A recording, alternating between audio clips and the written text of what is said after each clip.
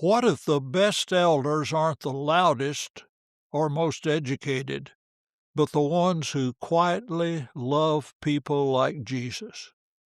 Would you still want to be an elder if it meant opening your home, sharing your ice cream, and facing hard conversations with grace? Have you ever known a leader in your church who was both firm in truth and gentle in spirit? What separates an elder who just attends meetings from a real shepherd who changes lives? Who's the best elder you've ever known, and what made him different?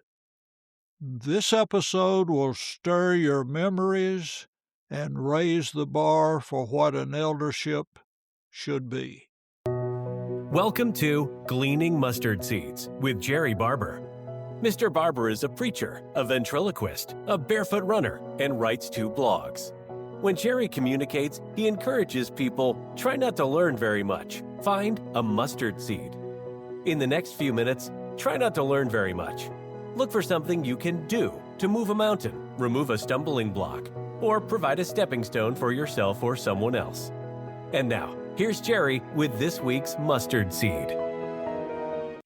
Near the end of my first New Shepherds orientation workshop, one of the elders asked, "Who's one of the best elders you've ever served with?" My mind went to Ed Ryden in Madisonville, Kentucky. We first met when Jerrie Wayne and I stayed in his home in November 1968. We were in Madisonville, Kentucky to try out as the next preacher.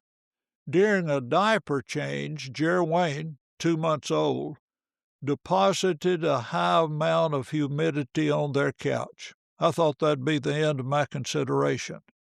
But Ed and Sarah Ryden were understanding, telling us their grandparents and that happened before. This was my first impression of a great shepherd and his wife. Ed worked at the post office and introduced us to disposable diaper samples recently delivered through the mail.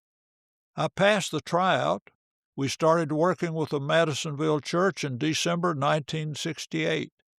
He invited me to go with him on visits with members, visitors, sick, new parents, bereaved, and discouraged.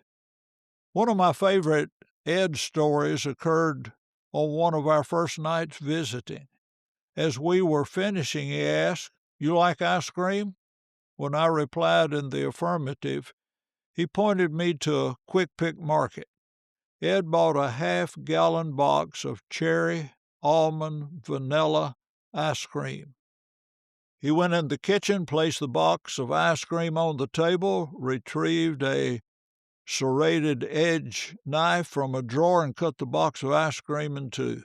He handed me a spoon, half the ice cream, took another for himself, and said, "I never like to eat ice cream unless I can eat all I want."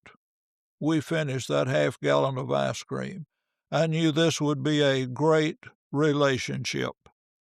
From the first meeting until his death, April 11, 1976, I was able to observe a good shepherd in action.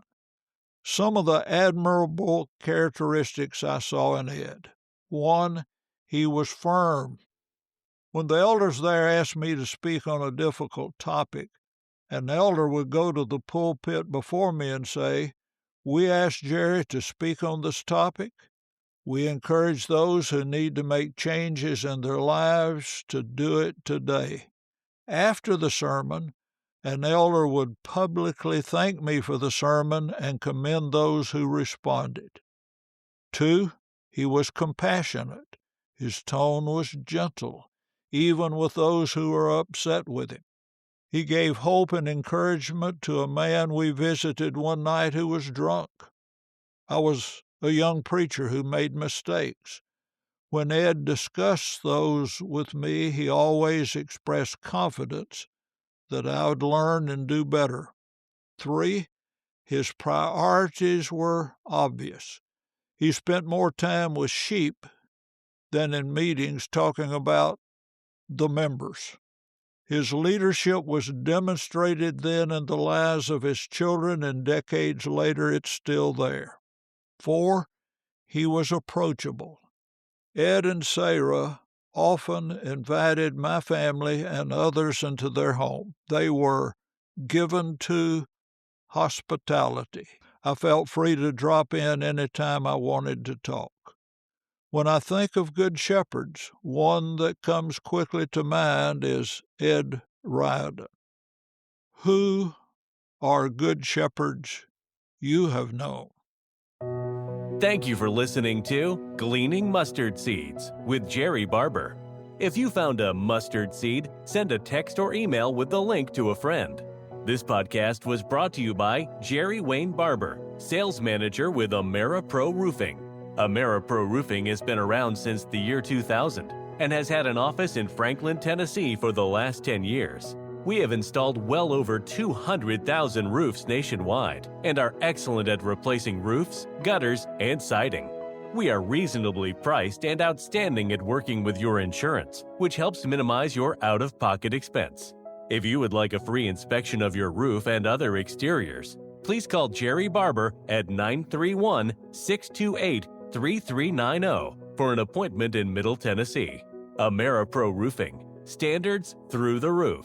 Thank you for listening. Jerrie looks forward to next week as we continue to collect and plant mustard seeds.